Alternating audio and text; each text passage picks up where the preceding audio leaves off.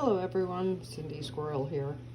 Well, this is my cucumber, and it was a compact cucumber, and I've never seen one grow like this. So many flowers clumped together like that, but they were all male, all of them male, until this morning, and I finally have a female. Now, I'm not sure if when that one opens, if I'll transfer some pollen over to it, or if it's already a female and it's already got a baby cucumber there growing, if I just have to let it be.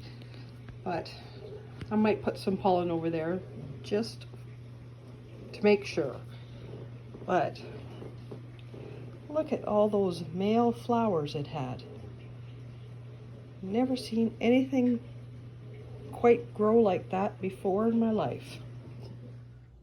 And for my winter indoor gardening, like my tomatoes are really doing good. My bean looks like it's gonna flower again, so I might get another bean.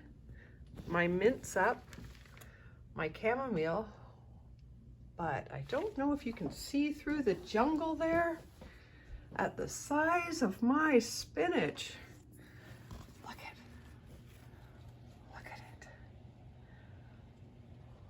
I might have some of that for supper.